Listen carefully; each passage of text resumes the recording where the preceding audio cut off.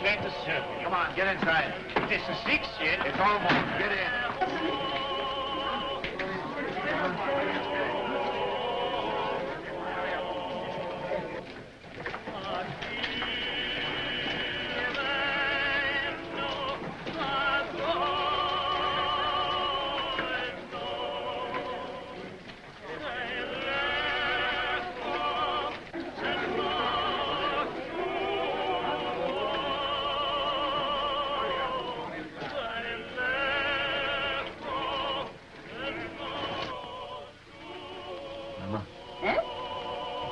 Locking up time. The money hasn't come yet. It's a long road from Hamburg. It'll be here in the morning. Yes, but if anything should happen, all that money, 10,000 gulden. Eh? So much this journey? 7,000 in one lump from Prince Lowenstein's agent, and then all the small sums, 10,000 at least. The roads are dangerous. Tomorrow morning it'll be here. Ah, we should be thankful, Maya. Business is good, eh? Nearly 1,000 gulden since morning. Mama. Eh? That agent. Did you notice him? What? There he sat, sly and smiling, planning to rob this poor old Jew Rothschild. And here I was, so innocent, a little child, a baby, in fact. And there was that fine old clock that his master had sent him to bargain for. Yes. And when at last I let him have it for less money than it cost me, I could see in his eyes how pleased he was that he got the better of this little baby. Sold it under cost? A spat to catch a mackerel, Mama. He thinks he's so clever, and I'm so stupid. Always make them think they're clever.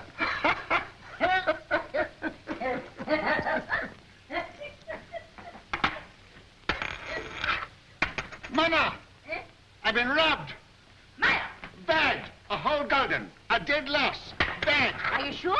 Sometimes they're only cracked. You're right, Maya. Who gave it you? Could it be that... That agent. And I gave him some wine, too.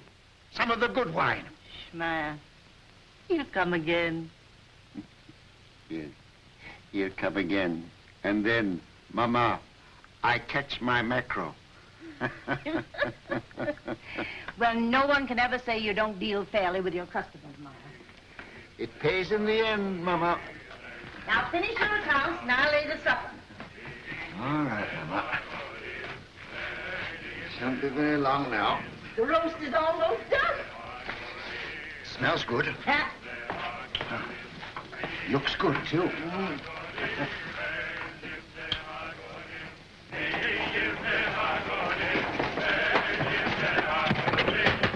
Mama, quick, it's making.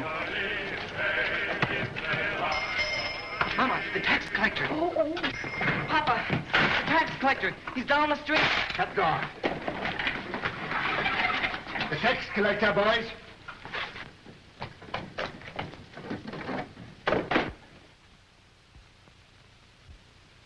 Mama, put away the silver. I have.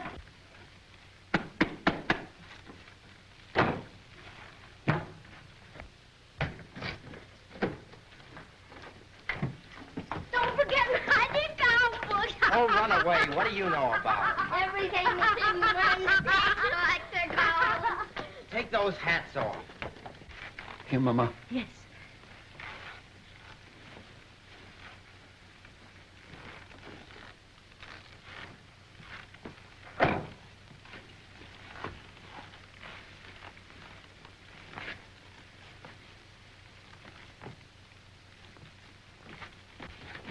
Hurry up, Carl.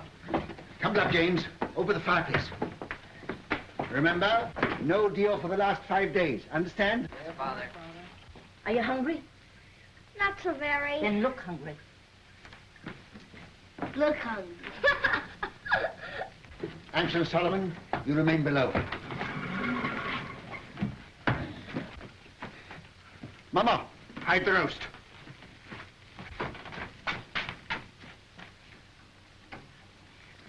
Get off, Dick.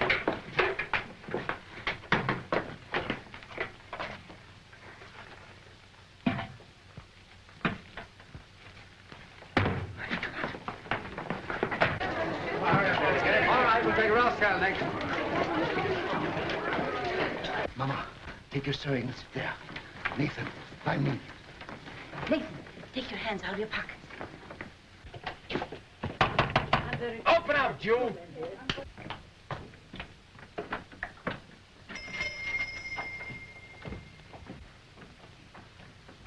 Who is it, Nathan? Now then, Rothschild, Why, it's my good friend, the tax collector.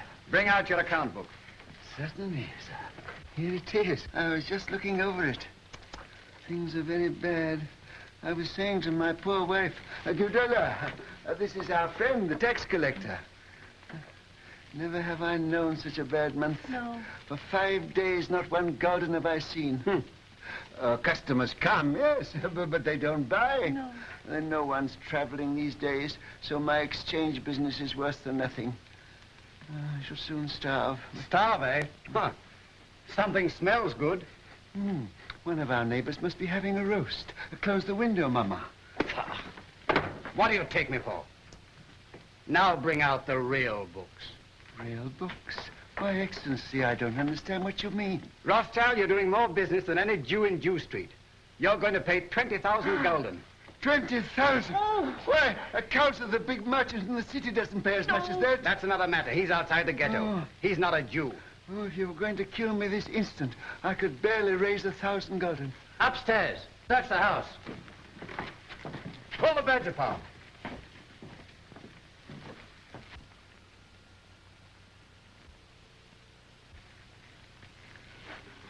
I might perhaps raise 2,000 gulden. Very interesting. Oh, that. Nathan, lift up the trap door for the gentleman. Just some old stock. We have a little wine down there. Not very good wine, I'm afraid. Good wine costs money. But no account books, no gold, no jewels, I suppose. Jewels. I've had to give up dealing in jewels long ago. It needs capital. Shall I lead the way? You follow. At a distance.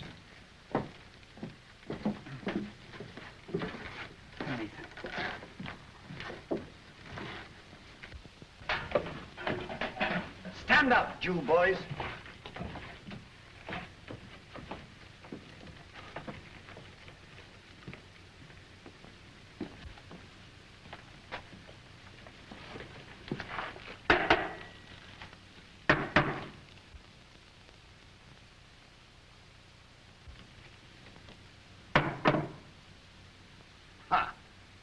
Wine. Fill up a cup. But that's green, Excellency. Do as I say. Oh, it had wine in it after all, eh?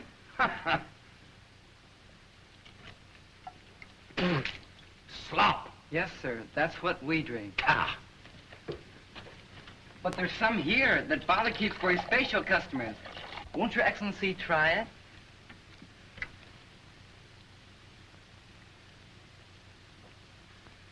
Ah.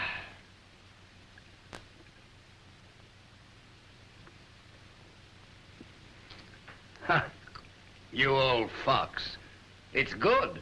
Your Excellency does us honor. Rothschild, apparently you've been telling me the truth. So do you know what I'm going to do? No, Excellency. I'm going to charge you 20,000 gulden just the same. But I can't do it. There's not that much money in the whole ghetto. Rothschild, you'd like to pay only 2,000 gulden again, wouldn't you? Yes, Excellency.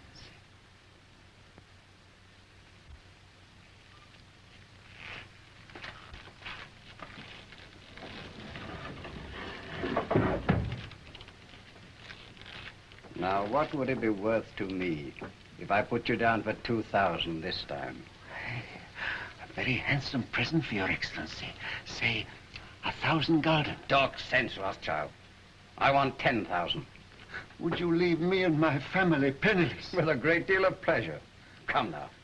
Well, perhaps 3,000 gulden, but that's the limit, the actual limit. I'll take 6,000. Oh, I will. We'll make it 5,000. All right. Have it ready tomorrow. I'll call. And if any of you breathe a word, I'll have your house burned to the ground.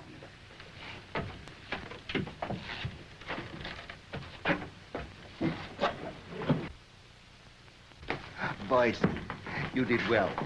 Nathan, you're a smart lad. That wine, Mama, you should have seen him. And after all, a 5,000 gulden isn't as bad as it might have been. No. But it is bad to have to pay away 5,000 gulden. Not as bad as having to pay away 20,000, Father. 6 o'clock, all Jews inside. Can't wait all night. Come on, let's get out of this den of... What? Should I go after him? I'll let him go. Mr. Rothschild! Mr. Rothschild! What's the matter? What's happened? The man who was bringing your money from Hamburg has been waylaid by the tax agents outside the city. What? They heard he was bringing the money to Jew Street. They might have killed him, but he got away. He got away with the money. No, they got it, Mr. Rothschild. They got the money. What? All of it? Yes, all of it. Do you hear that, Mama? Do you hear that, all of you? 10,000 gulden. Our money that we worked for. Why doesn't the Almighty strike them dead? Papa, don't get excited. It's bad for you. Now listen, you are young. Your lives are before you. You've got to fight. Fight for yourselves. Fight for our people. Mama, I have to cheat the tax collector before my own children. Do you think I want to do that? I live honestly. I trade honestly. I want to be honest with them. But they won't let us. We are Jews, taxed to death. Forbidden to learn a trade, forbidden to own land. They keep us in chains. They send men here to rob us. So work and strive for money. Money is power. Money is the only weapon that the Jew has to defend himself with. Oh, Mama!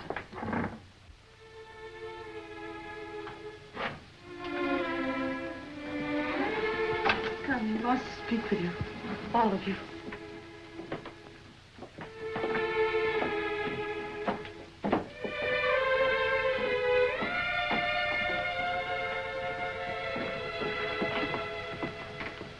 We're here, Papa. All of us. My sons, when I go, I leave you in your mama's care. She is wise, far wiser than I, and good. Do always as she says, and you will grow rich. Come closer.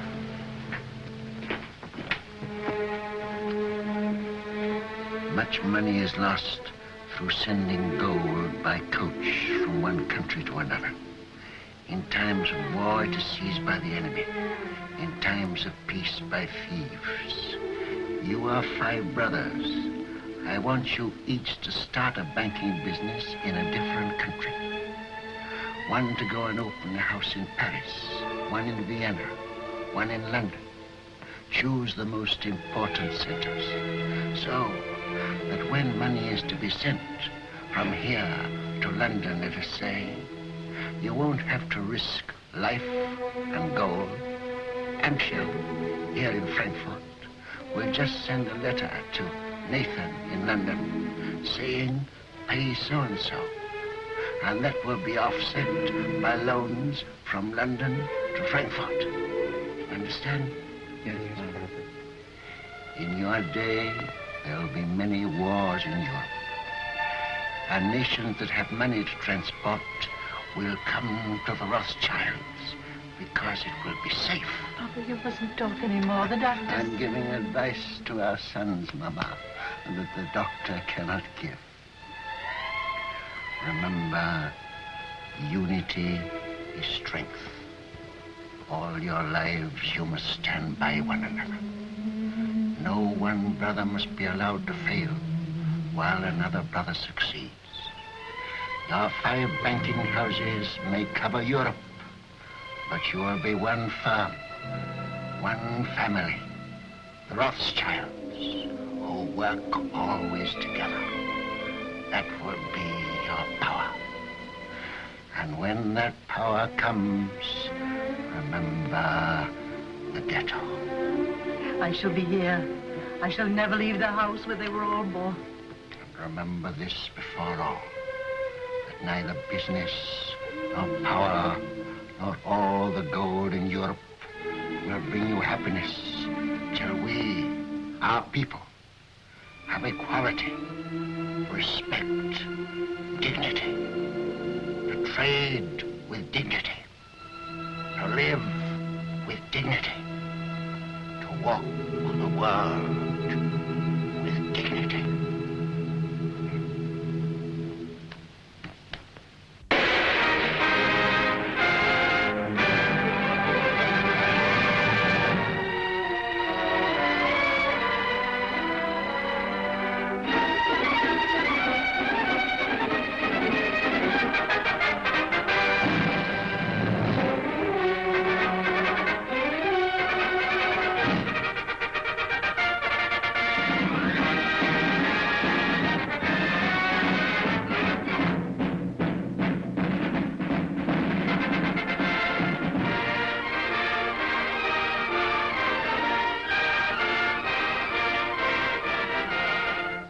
If Napoleon is to be beaten in the East, we must have 15 million florins immediately, and more later. I think it can be done, Prince Metternich, but I shall have to consult with my brother Nathan in London. Come, Solomon, can't you decide now? Your Highness is aware that the Rothschilds work as a family, and we have made Nathan our head.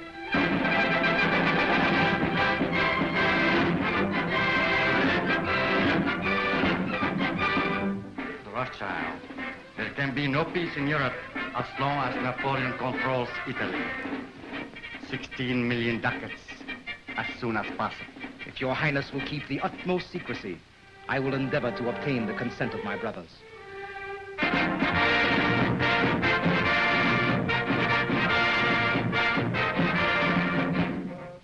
You must realize, Monsieur de Talleyrand, how difficult it is for the Paris House of Rothschild to help the Allies against Napoleon. My dear Monsieur James, I will be as secret as the grave. But we must have 50 million francs.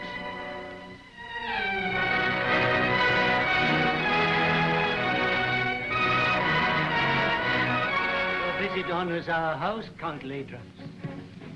Quite aware of that Ansel Rothschild. I wish no one to hear of it. Only necessity brings me here. The armies of Napoleon are already in Prussia. We've got to have 5 million gulden to drive them out. I will consult my brother. Ah, that's nonsense. It is an unbreakable rule, Your Excellency. The House of Rothschild never participates in a deal of this importance without the approval of all the partners. When that is impossible, my brother Nathan in London is permitted to make a decision.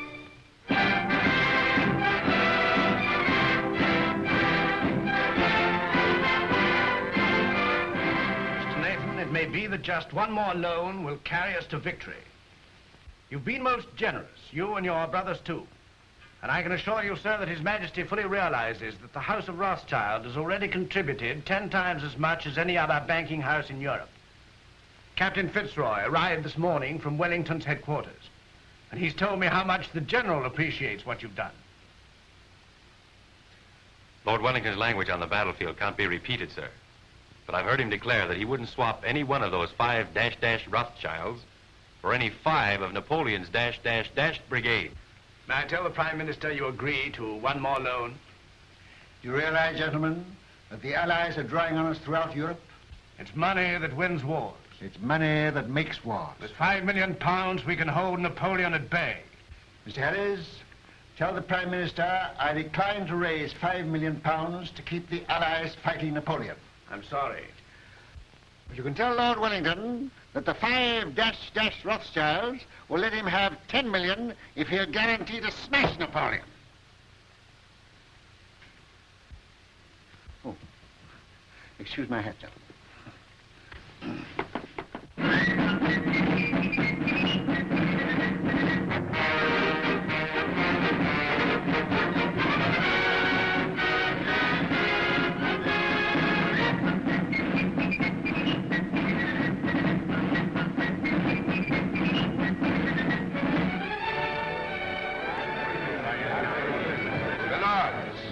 Gentlemen, once more England is indebted to her greatest soldier.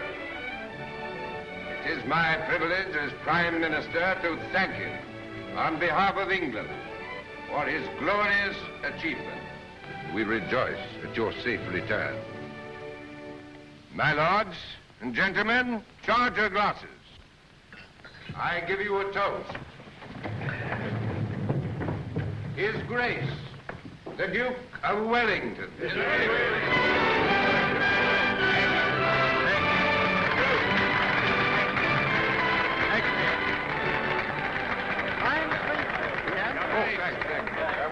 Well, that's over. Empty. Who's got some snuff here? Yeah. England's greatest soldier. Yeah, that's all right. May I shake your hands, Your Grace? Thank you. Yeah, here he is.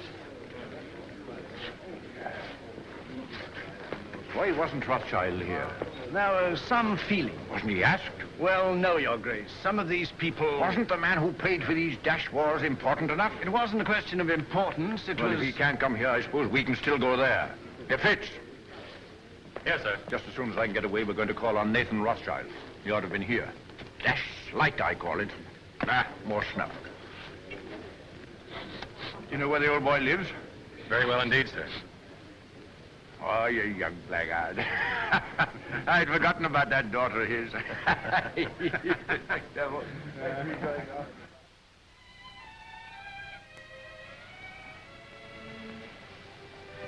Darling, No, I'm not sorry.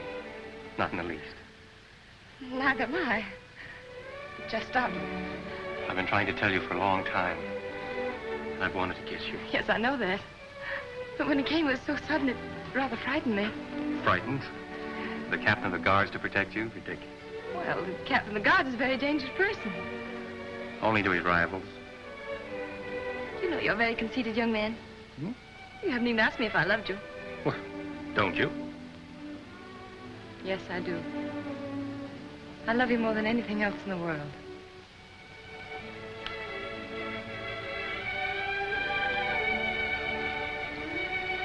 And then tonight, after I've tucked the Duke into bed, I'll call on your father. My speech to him is all ready. I've rehearsed it not less than 1,000 times. To trees at night, to guns, even to horses. I haven't gotten a refusal yet. I'm afraid it's not as simple as that. Some of those horses were pretty difficult customers. It's no use, darling. You're just dodging the real reason. You're being sweet and thoughtful again. But you're not making me forget that you're a Gentile and I'm a Jewess. Think of the shock to our families. This is no longer a family matter. Spitz and Julie.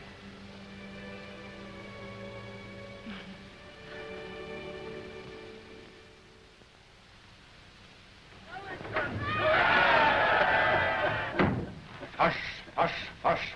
I've had that crowd at me heels all day. If they had any sense, it's you they'd be following around, not me. Oh, we Rothschilds have had just as big crowds following at our heels in Frankfurt, but not with cheers. Well, I'll cheer for you, gladly. And I hope one day Europe will realize she owes you something more than money. Well, my father was a man of peace. He told us never to loan money to make wars, always to end them. And that's been our principle. Everybody knows that and respects you for it. No, Your Grace, they don't know it, and they don't respect us. Our bankers are jealous of us. The man in the street thinks we're just Sherlocks, and Europe hides its head for shame because it borrows from the Jews. I suppose you know it's that Prussian fellow, Count Lederans, that's responsible for that rot. I know. He hates me and all my race. He's a proper jackass, Rothschild, and he ought to be hanged. I must admit that the same happy thought has occurred to me more than once. You know, it's a danger having a man like that in authority. Always making enemies. Well, yes, that's a danger, as they may need us again. What do you mean?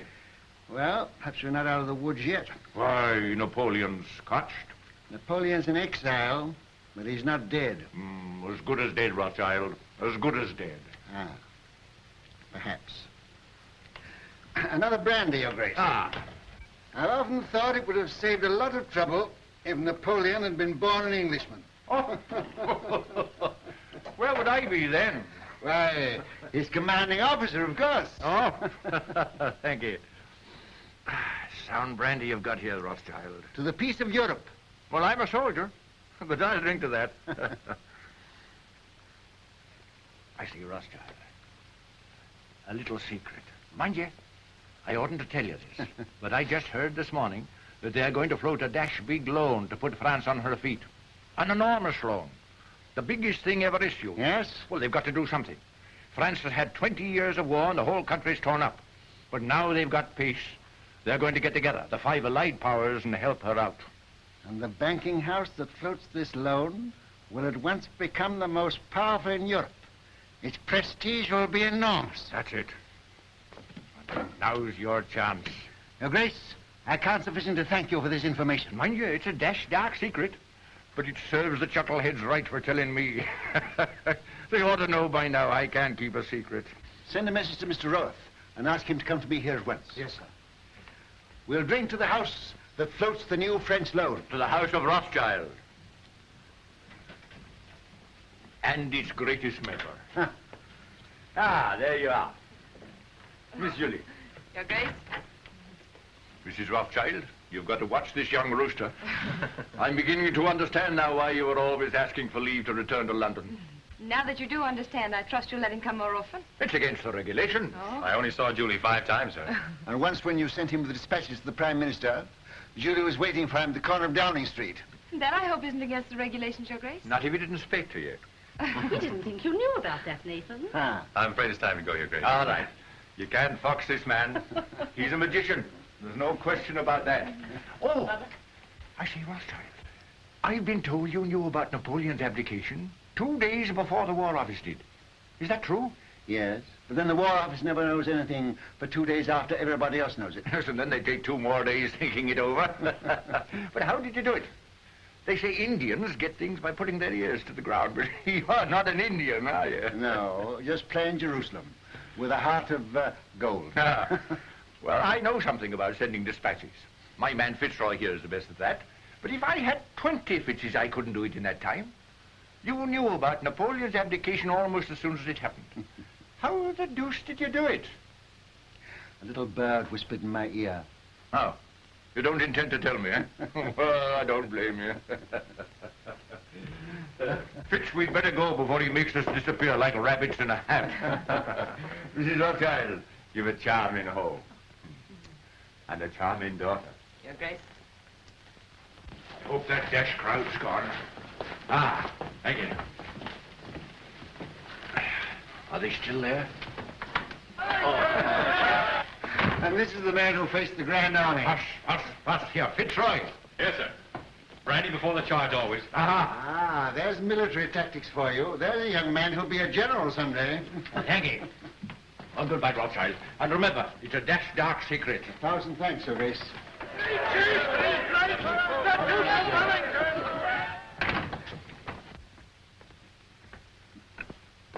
There he goes, longing for the peace and the quiet of the battlefield. Yes, sir. Mom, I ought to be very happy, but I'm not quite. What is it, dear? Fitz says it's nobody's business but ours, just his and mine. But it's his wretched family I'm thinking of. You know, Mother, nearly all of his aunts are duchesses and countesses, and oh, I'm so afraid they'll turn up their noses. He doesn't object to our money, I hope. No, he says he's willing to overlook that. Oh, I'm glad to hear that. Father, please don't think of Fitz like that. Please don't. You're hurting her, Nathan. Isn't that rather cruel? Oh, no, it's my fault. I never told Father I really cared as much as I do.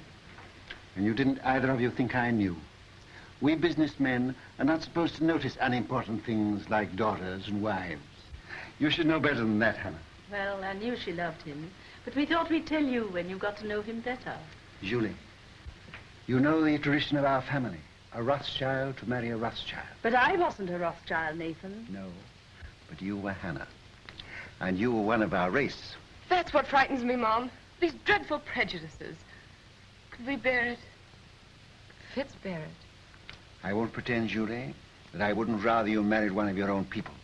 It's a cruel barrier. Yes. But the world's changed a bit, especially in England.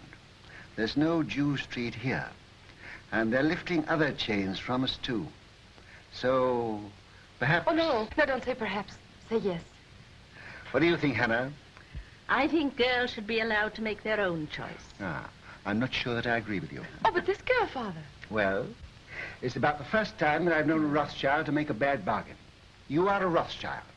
And the Duke of Wellington has told me that the Rothschilds did a great deal for Europe during the war. Now, what have your Fitzroys done? Nothing. Beyond repeatedly getting leave of absence from duty and showing an unaccountable interest in orchids. And a remarkable taste in women. That doesn't show strength of character. Any fool could fall in love with you. Oh, but not any fool could get your consent. He hasn't tried But yet. he will. And when he does, you'll see him. Oh, you darling. Here's Rose looking positively shocked. Don't go, Julie. Oh, but I must. I'm engaged. Where are you going, Julie? I'm going out to the orchid house. Look at the orchids. Rose, I sent for you because I have tremendous news. This message must go to each of my brothers at once. By what His Grace calls our magic. Great news. Yes, indeed.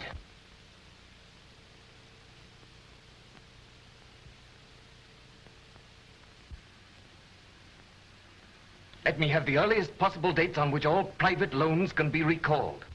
Give instructions to grant no more private loans until further notice. I must know at once the exact extent of our available capital. The most important deal the House of Rothschild has ever attempted.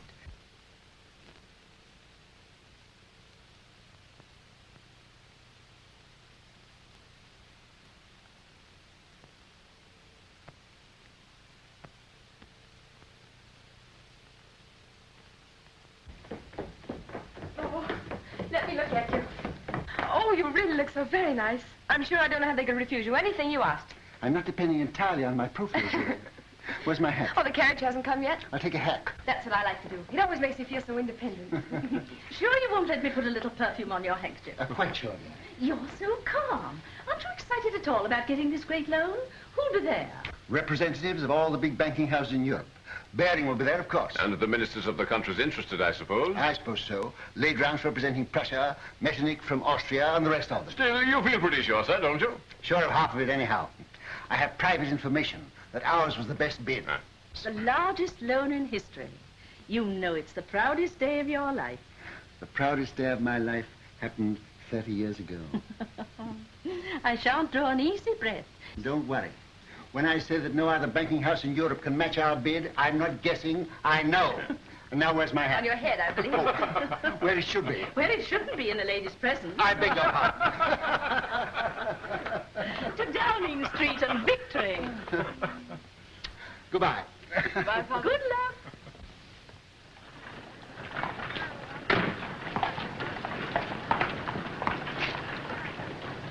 Thank you, sir. But, Mr. Rothschild, even your daughter, Miss Julie, pays me more than this, sir. Miss Julie has a very rich father. I haven't.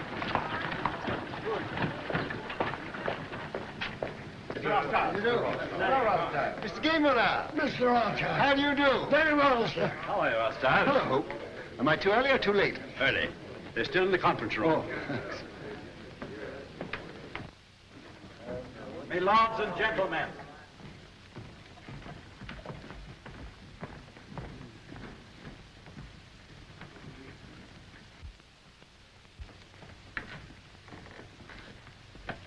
Your hat. Oh. Thank you, Mr. Barrington. The meeting is called to order. Gentlemen, bids for a French loan for 450 million francs have been received and recorded. Offers to take all or a part of the issue of bonds, the greatest single issue in the history of European finance, were received from the following banking houses. J. Lafitte and Company, Paris. Gay Moulin, Vienna. Hope, London. Bertrand de Lis, Madrid. Baring and Company, London. It is the decision of the conference that the highest authoritative bid is that of Baring and Company, London. They will be awarded 3/4 of the issue at 71. There being no further... But you're mistaken, Mr. Harris, there is. Mr. Nathan Rothschild. I'm compelled, my lords and gentlemen, to draw your attention to what must certainly be an oversight. I regret to say, Mr. Rothschild, the decision must stand. But my house sent in its bid to take the entire issue, and our price was a point better than Mr. Baring's. Why is that not recorded? Perhaps Count Ladrance would like to explain the situation to Mr. Rothschild.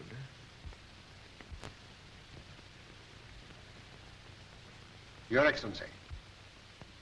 Your bid was received, Mr. Rothschild. But to put it as delicately as possible, it was thrown out, shall we say, on a technicality. A technicality? What am I to understand by that? You are at liberty to give my statement any interpretation you choose. You mean, in brief, I am a Jew? Likewise, in brief, I do. Gentlemen, I must accept your decision. But since Count Ladrans has been frank enough to admit the reason for our exclusion, I venture to advise him that these attacks on my race are ignorant and futile. He may strike and strike again. A Jew falls, 1,000 are wounded, but the race lives on. For unfortunately for His Excellency, we are evidently eternal.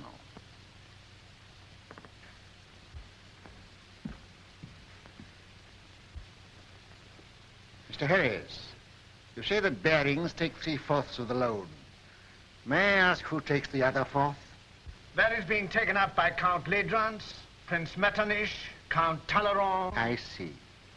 A family party. Good day, gentlemen. Your luck is out, Mr. Rothschild.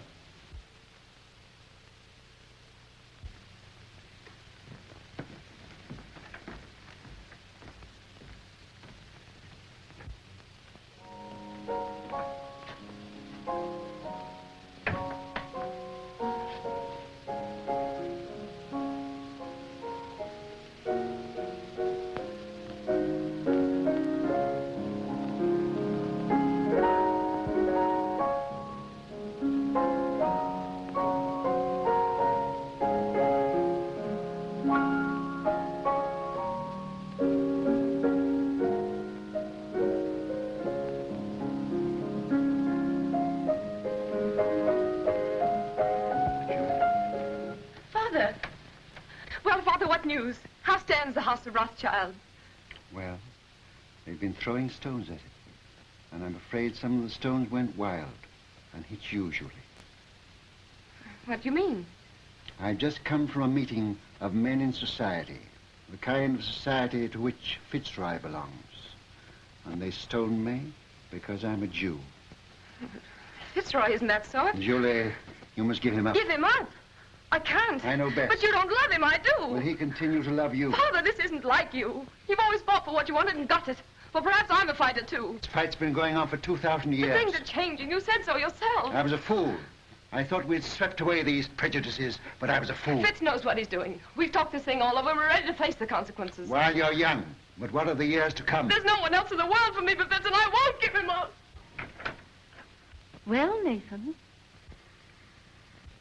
what is it? They didn't outbid you. Yes. My bid was thrown out on a technicality. A technicality? Because I'm a Jew. But they did me a great service. They showed me just how they were going to behave to Julie if she married into their set. You'll do as I bid you. I'll try, Father. Nathan, what have you said to her? You can't ruin their lives. No, I'm going to save them. Hannah, she mustn't continue to see this man. You must get her away. But where? Take her to Frankfurt and take her at once. Excuse me, sir. I heard the result of the meeting and came to offer my sympathy. Oh, thanks. If you have any spare sympathy, you might keep a little in reserve for Baring, Ladrans and Company. I don't think they need it, sir. No, they may later. Do you realize that Ladrans, Metternich, Talleyrand, and the rest of the party are taking a fourth of this loan without a penny between them? But they'll make millions on the rise. Ah. He's tired. Perhaps I'd better call again later. Ralph? Sir. If you could buy government 4% bonds at 60, would you pay 74 for them? No, sir. Would you, Hannah? Goodness me, no. I thought not. Nathan, what's in your mind? Murder. Hannah, I'll tell you exactly what's in my mind. And this may interest you, too, Rolf. Baring and those others headed by Ladrans are taking this new loan at 71. On the first of the month, they're going to offer it to the public at 74. It pays 4%. But there is already in existence a previous government bond which also pays 4%, of which we have a large holding. Yeah. This bond is now selling at 73. Hannah says I'm tired, but I'm not too tired to realize that if the public can buy one government bond for 73, they won't buy a new issue bearing the same interest for 74. That's true, sir. But Baring and the other bankers will run up the old bonds, and when they rise to about 75... I know what you're going to say. They'll make the old ones rise, and then launch the new ones a point lower, and the public rushes in. Quite so, sir. But suppose there is no rise. Suppose somebody pricks the balloon and it doesn't go up. Suppose before they can run it up, somebody else begins to run it down. Suppose by the first of the month, these old bonds now selling at 73 should fall down to 63. Then they couldn't possibly launch the new loan at 74 because nobody would buy it. No. And Baring and Ladrans and his little band of bankrupt brigands will wait for it to go up. But suppose instead of going up, its tier goes down to 55, to 50, to 45, to 40, why they'll never be able to launch the loan at all. And by God, that's where it's going.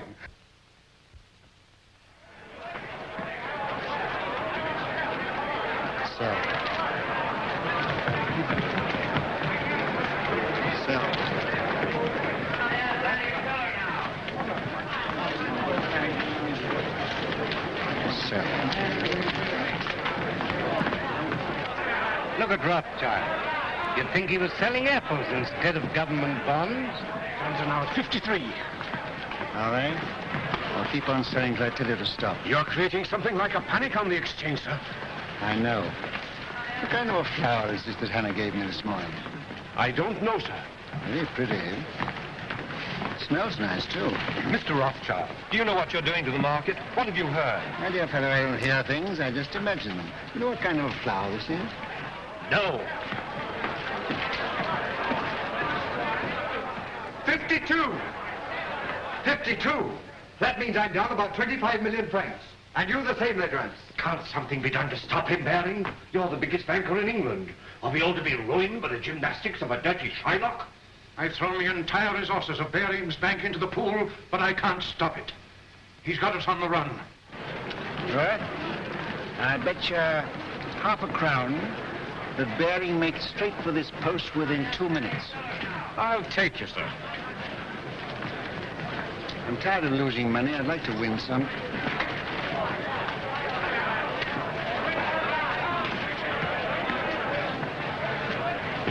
You're a magician, sir. Here he is. Mr. Rothschild, I don't have to tell you this is nothing less than slaughter. You know my position. I'm responsible for this new issue at 71, and you're making it impossible for me to put it on the market. We are both bankers.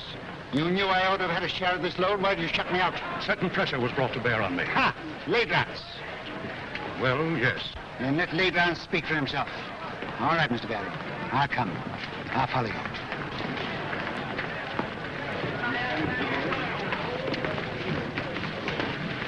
About how much has this thing cost us up to now? About £5 million. All right. We'll make 10.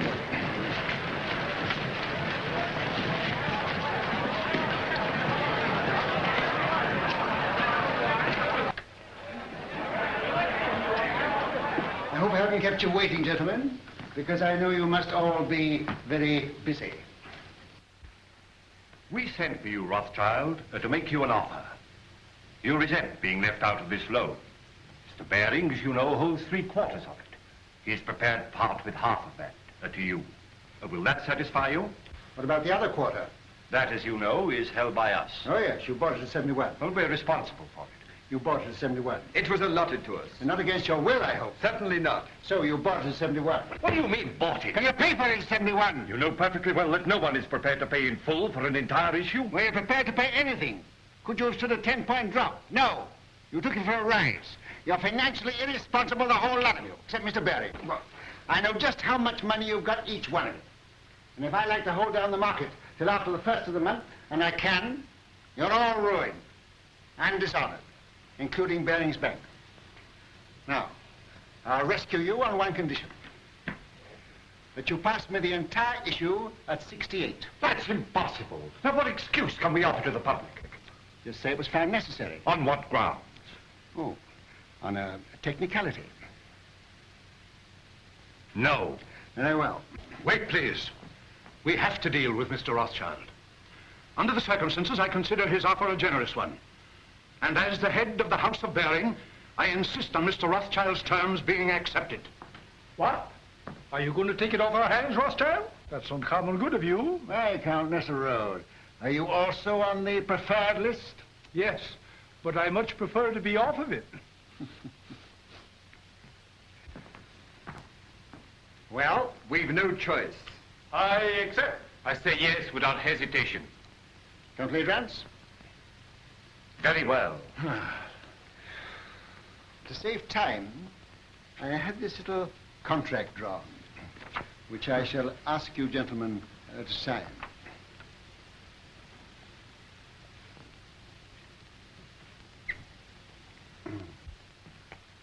You seem to have been very sure of yourself. I was. Quite. Will you sign first?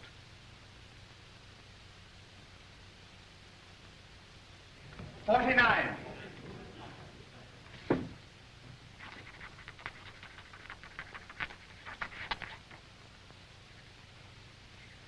You won your fight with me, Jew. But remember, victory may be bought too dearly.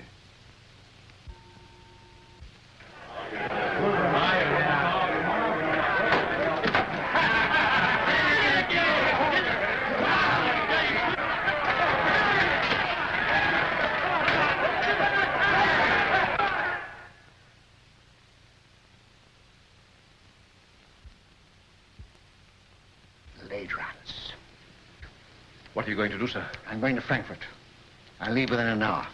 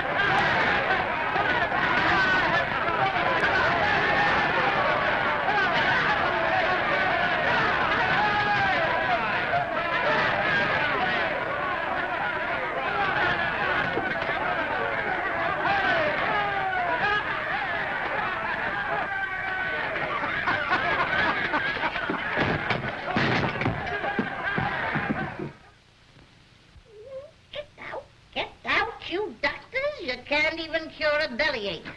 Take your pills and get out. You're no good. Come, come, Mama. You know the doctor's doing everything he can for you. Yeah. You must remember, Mrs. Rothschild, you are 88 years old, and I can't make you any younger. I'm not asking you to make me any younger. I'm asking you to make me older. She's better. She's insulting people. There's nothing the matter with her. Just nerves. Nerves! Do you think I'm afraid of that rabble? I've had 88 years of this, and I'm not dead yet. But we want you to come away with us for a few months. You're not safe here. I was born here, and I'll die here. And that won't be soon, either. I'll live a dozen years yet. Nathan, you ought to know enough about bargains to know the Lord isn't going to take me at 88 when he can get me at 100. Well, Nathan, what's brought you here all of a sudden? He came to see his wife and family. What have you been doing that girl of yours? She goes mewing about like a cat that's lost her kittens. She needs a change. She needs a husband, that's what's the matter with her. What about one of the Goldschmidt boys? I'm afraid Julie has ideas of her own. Then leave her alone. She's no fool.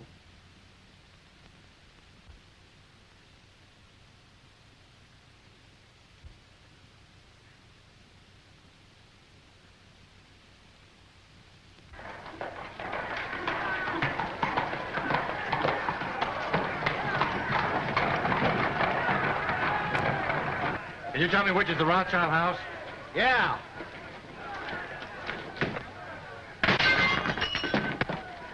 That's it.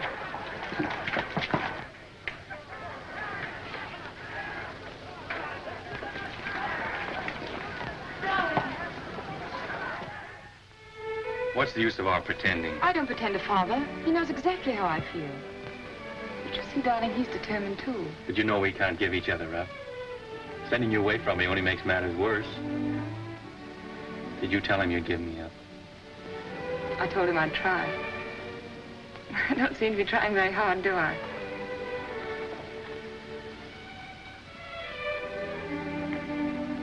Let me look at you. How long did it take you to get here? How long have you been riding? I left yesterday morning. How'd you manage? I asked Nosy for leave. Who's Nosy? That's what we call the Duke behind his back. Oh. I think he guessed where I was bound for.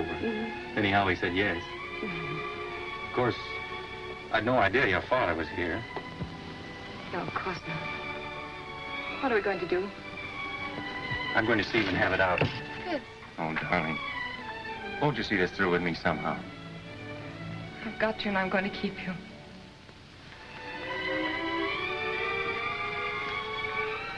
Then will you be very brave? A soldier. And wear this ring. Oh, yes. It's one of those family things. My mother wore it. Oh, it's lovely. What's the meaning of this? Father, Fitz has only just arrived. I saw him and brought him in here. Does your mother know? No. Now, nobody knows but us. Why are you here? You knew my wishes? I came here for the same reason you did, sir. I heard there was trouble and Julie was in danger. Go to your mother. I'd rather stay and hear what you have to say to Fitz. Please go, Julie.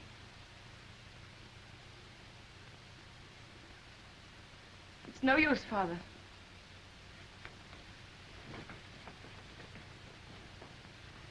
I had a good reason for keeping you and my daughter apart. I desire that you respect my wishes. If Julie weren't agreeable, I wouldn't be here, sir. But her happiness is involved as well as mine. Unfortunately, we differ as to where her happiness lies. What has changed your attitude toward me, sir? Captain Fitzroy, I doubt whether there's a single man in London today who would suspect me of being a sentimental fool, which apparently I have been. But fortunately, I have a certain amount of common sense, which sometimes comes to my rescue. You'll please understand that your attentions to my daughter are objectionable to me. What is your objection?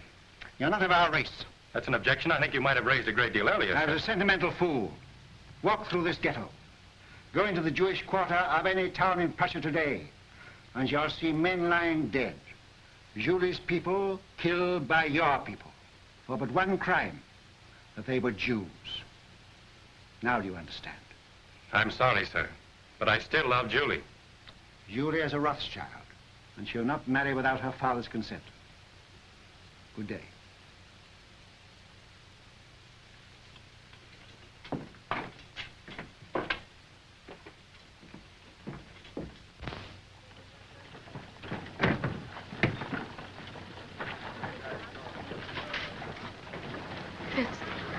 Fitz, no matter what happens, no matter even if what Father says is true, I love you. Always.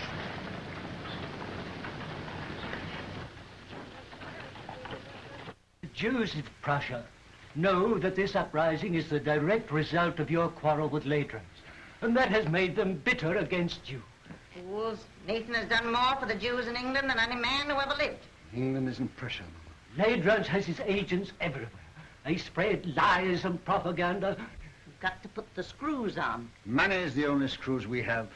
And now, with Napoleon in exile, Ladrans and the Allies need us no more. It's queer, isn't it?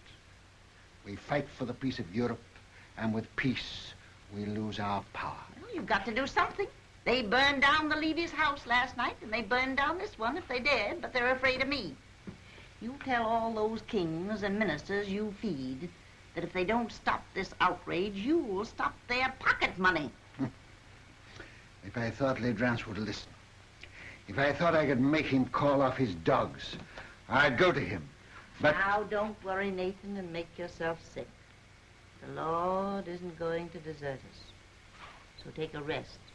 Leave the work to him. If there was only some way you could handle Ladrans.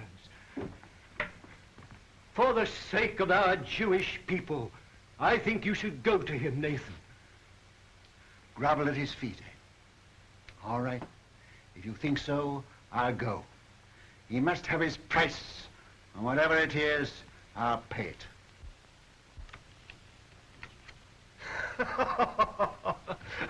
I'll make you gentlemen pay for your wine. The cards seem to favor you tonight, Your Excellency. Well, they should. They're my cards. Colonel, any news? Good news, Your Excellency. Dresden, entire ghetto reduced to ashes by fire. It is estimated that 5,000 Jewish refugees crossed the border into the Netherlands. I have dispatched 3 agents to The Hague to stir up the populace there. Frankfurt. The citizens stormed the ghetto and fired 2 houses. A serious pogrom was prevented by the arrival of the Civic Guard. Who ordered out the Civic Guard? The Burgomaster, but he won't interfere again. We've explained Your Excellency's campaign. That's splendid news, Colonel. I have still better news for Your Excellency. Yes? Nathan Rothschild is in Frankfurt. He arrived from London last night. If he tries to leave, I want him arrested at the border and brought to me here. Yes, Your Excellency. Upon what grounds? Make your own grounds. Yes, Your Excellency. The House of Rothschild. The house with the red shield. I'll make it red.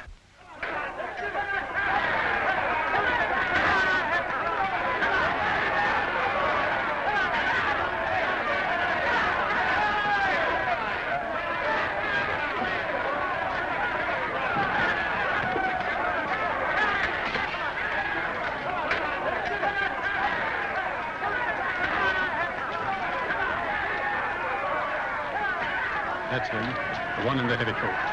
Goodbye, sir. And I promise you I won't come back without an agreement from Ledrans to stop this Pope, whatever the cost may be.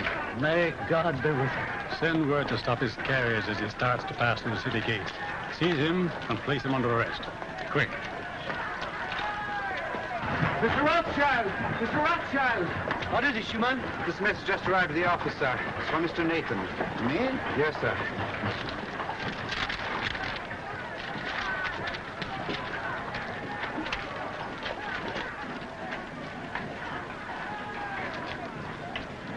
What is it? Napoleon has escaped from Elba. The French are rallying to his banner by thousands. This means war. Another war. Now you can go to Leighton's. Now he needs you. And we'll have to see him. No, I won't go to Ledrans. Ledrans will come here to the ghetto. Michael, bring my baggage back. I'm not going. Very well, sir. Of course, Wellington, I'm Prime Minister, but you're the idol of the people. My dear fella, I'm going to retire quietly to the country, surrounded by me dogs and me books and... Yes? For his grace. Ah, for me, eh? Will you excuse me? Yes, yes, yes. Oh! That blasted little Corsican is back. What? Leighton! I gave orders not to be disturbed. It's important, sir. Word has just reached us. Napoleon has escaped and is in France mobilizing his army.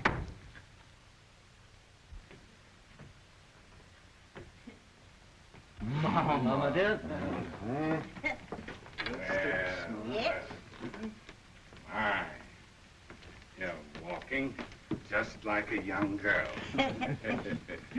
Well, boys? Come here. Let's have another look at you. Well, you're all growing up, aren't you? Nathan, I think you're getting fat. I'm proud of you. All of you. Your father would have been 92 today. Ours is the richest banking house in Europe, and we're still being kicked. It looks as though we haven't played our cards very well, doesn't it? Perhaps we haven't. I'm not criticizing. I think we're open to criticism, Mama. And that's what has brought us all together here today. Oh, is it? I thought you came here to see me. It seems it takes a war and a Jewish pogrom to get us all together nowadays. Now, that's not fair, Mama. You know we Well, always don't come. let's waste time in compliments. What have you come for? James.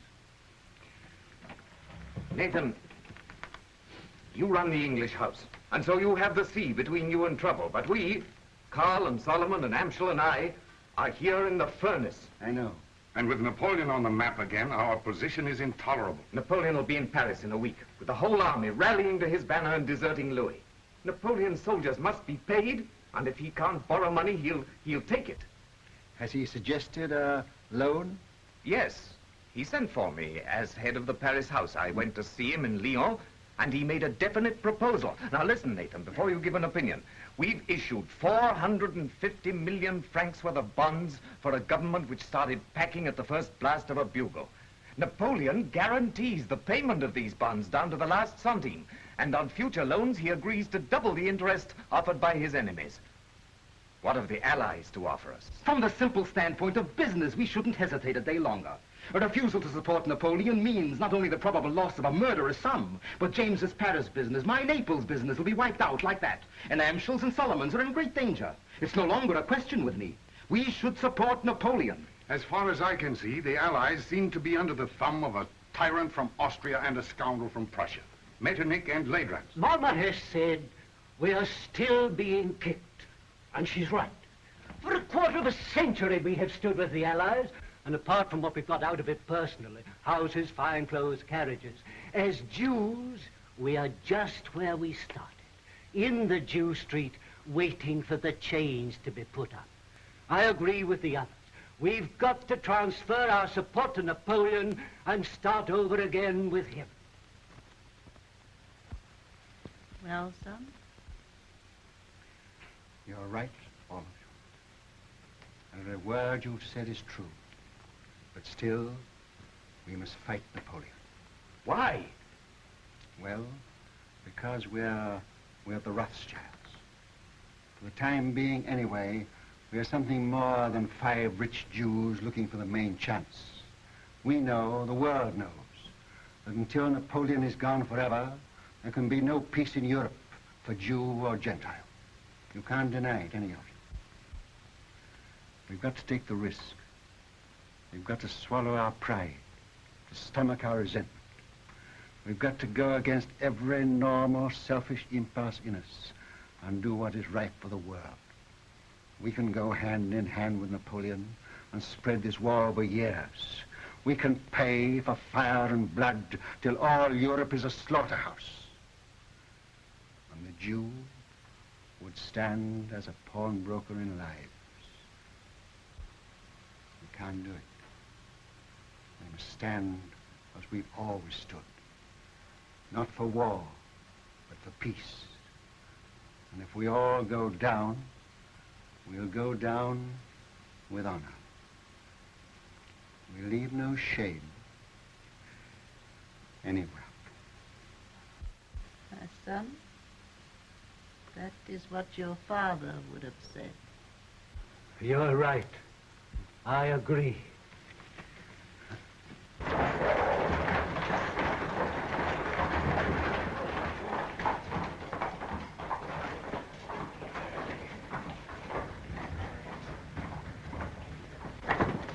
The house with the red shield, Your Excellency.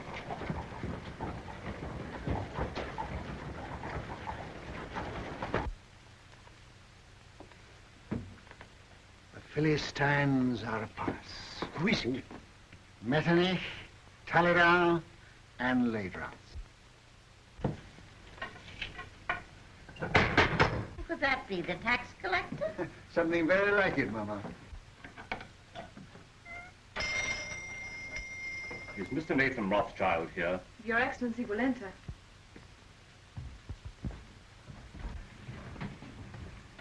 Lords, this is a great pleasure.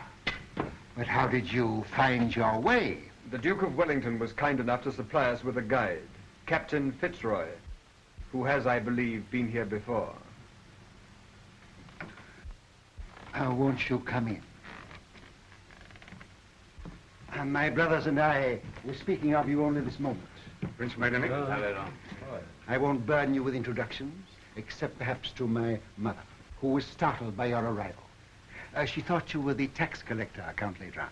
Welcome to our ghetto. You will forgive this unexpected visit. Certainly. We were expecting it.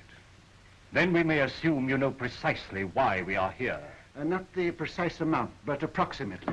May I congratulate you on your brilliant son, Madame Rothschild? Yes, I'm told I'm the mother of half the loans in Europe. I am here at the request of the Duke of Wellington and the Allied governments. In that case, my brothers too are interested. Won't you sit down? We will not intrude very long. Well, you're chained in at 6.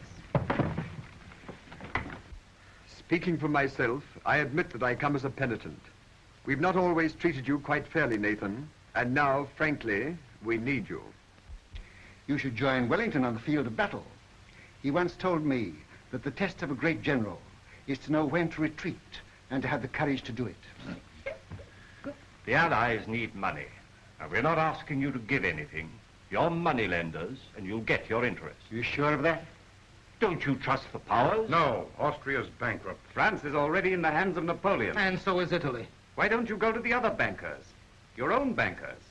We have not sufficient capital. You mean they won't take the chance? What if Napoleon wins? I suppose there must be a certain amount of risk in your business. No, we ask security. What security can you offer us? Ah, then don't say you're not asking us to give anything. You're asking us to give a great deal. I see no reason for prolonging this meeting. As you say, we are moneylenders, not philanthropists. We do it for profit. You may as well know that Napoleon has offered us twice as much as you can promise us, and we've decided to take his offer. Gone over to the enemy, eh? I must admit, I'm amazed. How will Napoleon get the money to pay you? Steal it. But that's not our business. I always thought you stood for peace. For 20 years, we've been supporting the peace of Europe. Now we're thinking of the peace of our own people. The Jews? Yes. Napoleon will give us our freedom. That's why we are for Napoleon.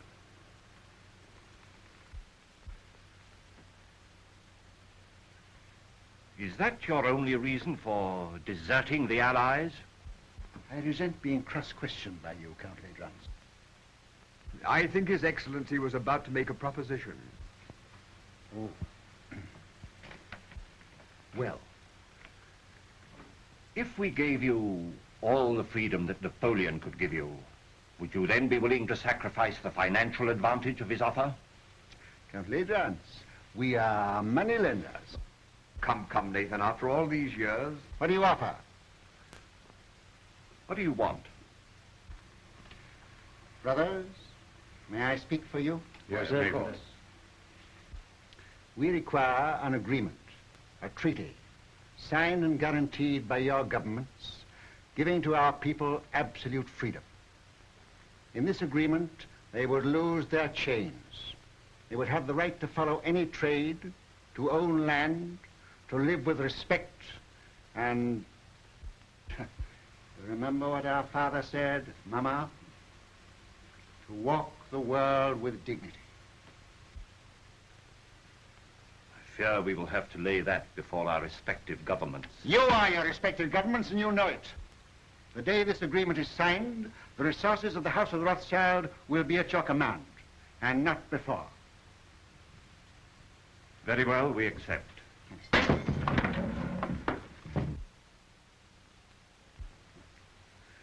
Pray excuse this, my lords. Some Gentile has evidently strayed into our quarter.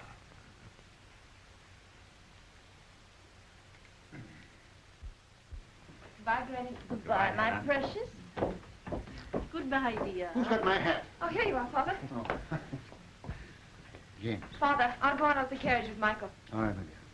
James, it's of vital importance that we should have first-hand news from the field of battle. Somebody to be close to Wellington's troops. Whom can we trust? In time of war, nobody. What about you? Will you do it? Yes. And I'll get word to you every day. Of every move they make, the instant they make it, and always by the usual method. Mama? I'll come to the door with you. Oh.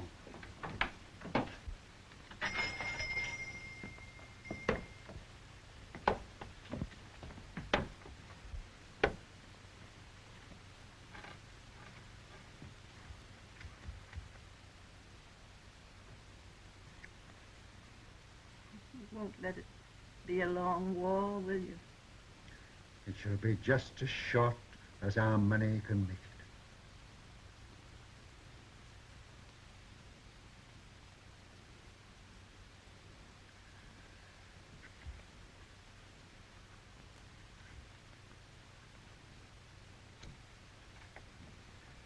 Good luck. Goodbye, Mama.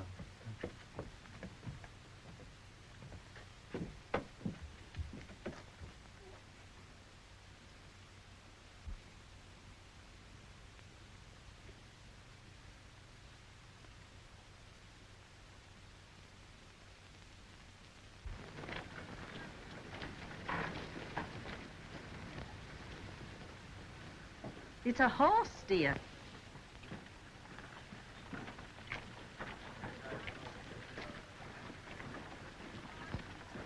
This time I'm here by command of the Duke of Wellington, sir.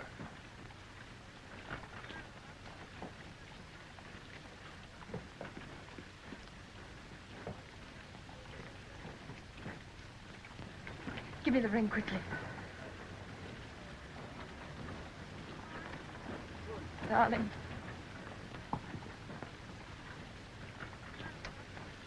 Well, I must say I hope the entire war isn't going to be conducted on this romantic basis.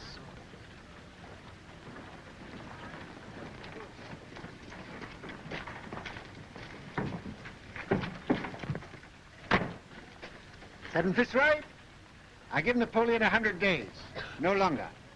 If at the end of that time you're still alive, and you seem to be the type of young man that can't be killed, you can come and talk to me in London. Thank you, sir. I shall count the days.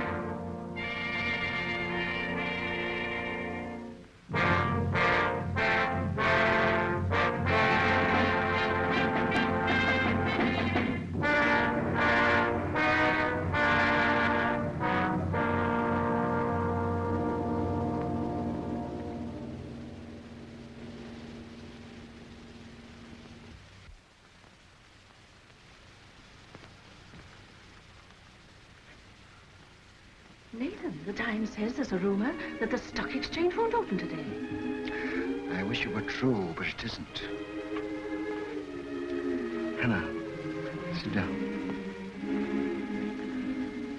When people become rich, very rich, they have grave responsibilities.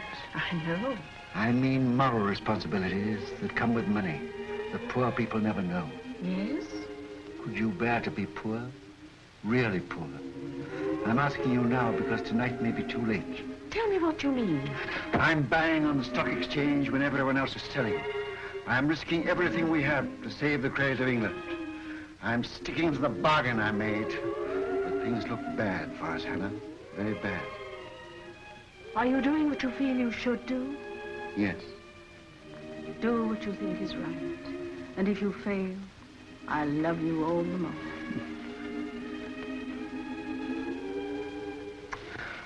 And whatever happens, with your love and your flower in my buttonhole, I'll still be the richest man in the world.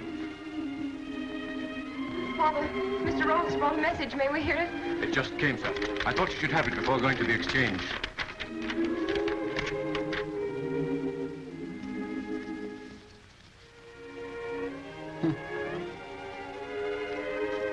Napoleon has thrown entire Grand Army against Wellington.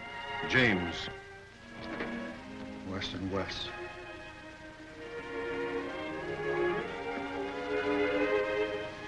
Foolish you, lady. These are hard times for young lovers. Father, you said you gave Napoleon 100 days. This is the 100th day.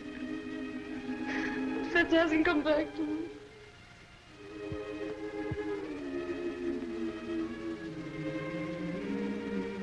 Remember, I'm a magician. My day may be over, but I know there's a message of love and hope on its way for you.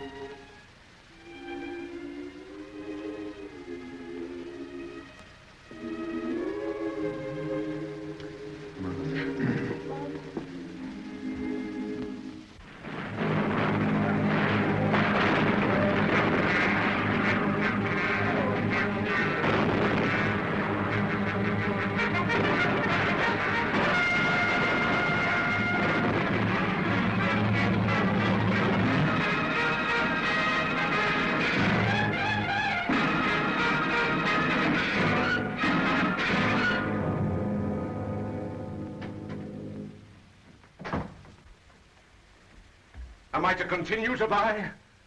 Yes. But it's sheer suicide, sir. Buy. Support the market. But we can't possibly keep it up, sir. How long? It's 2 hours to closing time. Can't hold on for 2 hours. Then stop this insane buying. No. I made a deal with Ladrans and the rest, and I won't go back on my word. Buy till we break. But do you realize, sir, that you're holding more than any man ever held in the history of the stock exchange? We've picked our horse. We'll back it till it drops. But here are messages from your brothers begging you to hold back. You're alone in your judgment. I am blind. Where will Europe be if England is bankrupt? And if I can't hold the market, England's credit is gone. But no one man can hold the nation's credit single-handed, Mr. Rothschild. One man can try. I'm fighting in the only way I can fight, with money. I'm giving all I've got to give for the peace of Europe. And whatever other Englishmen do tomorrow, I buy today. Mr. Rothschild, forgive me, but while rumors reach the exchange that Wellington has been defeated. It can't be true. I should have heard long ago. We owe so much to you. Will you do one thing more? Come and show yourself on the exchange. They say you're ruined and dare not face the music. There's a wild panic. Your presence may steady the market. I'll come.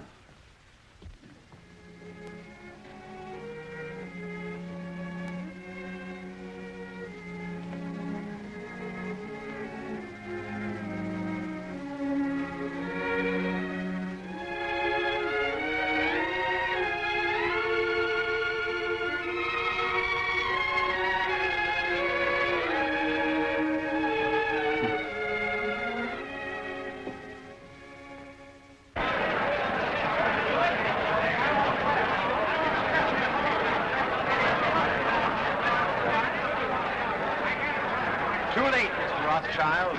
You backed the wrong horse this time. Rothschild, you've lost your luck.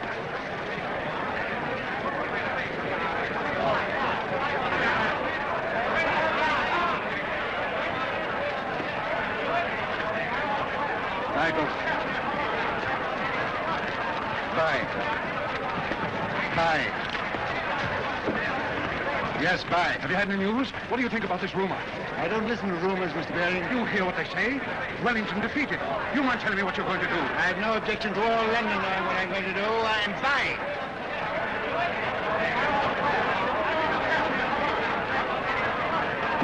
Mrs. Rothschild asked me to give you this. Did she come here to the exchange? Herself? Yes.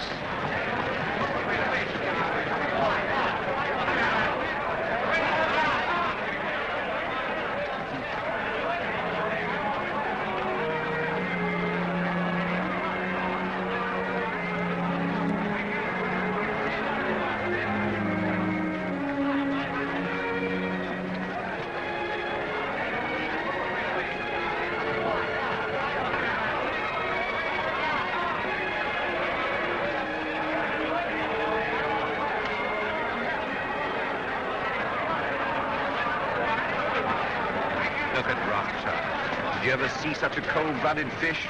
Puts a flower in his coat as he stands on the scaffold with a rope around his neck. News. Just arrived.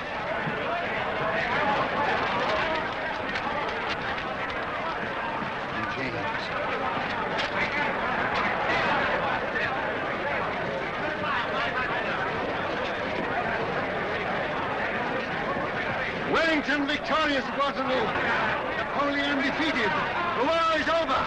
Gentlemen, listen, listen. I have news. News from Waterloo. Napoleon is beaten. You've been overfine. Don't play tricks on us. It's important. It is true.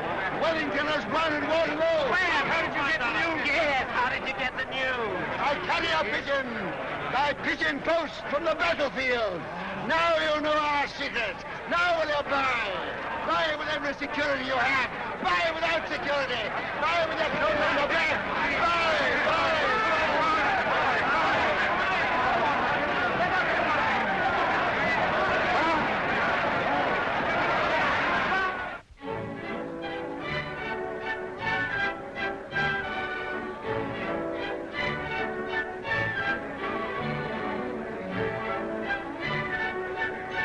Rothschild, do tell me how it feels to be the richest man in the world.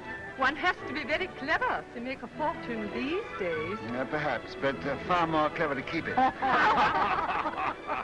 Really? Well, I wish you'd tell me how to make money on the stock exchange. What's the recipe? Oh, same as for a cold bath. Quick in and quick out.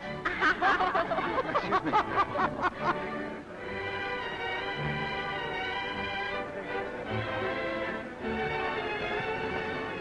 Take your hands out of your pockets. Hannah.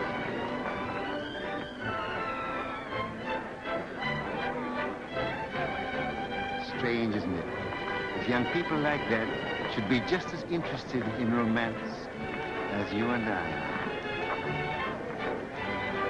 May I congratulate you, young people? Thank you, Your Grace. Nathan, you're worried about something. Yes, Hannah, I am. I'm confoundedly worried. What is it? Well, Mr. Rothschild, my congratulations. Harry, George, just the man I wanted to see. I'm very worried. Which knee do I kneel on when I go before His Royal Highness?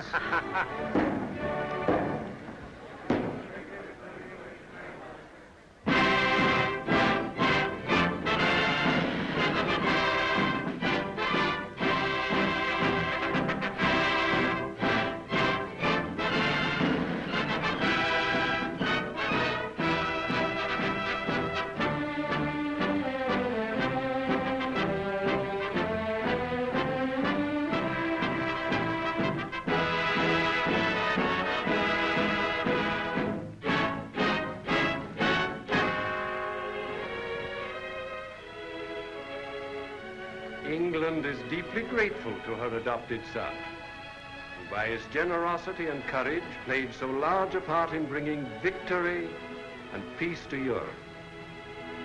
His loyalty never wavered. His faith in England never faltered. To England, he has brought nothing but honor. And for England, we thank you, Baron Nathan Rothschild.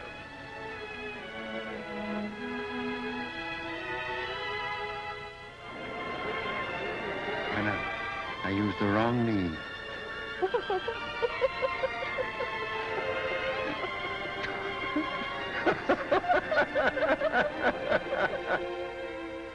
To trade with dignity, to live with dignity, to walk the world with dignity.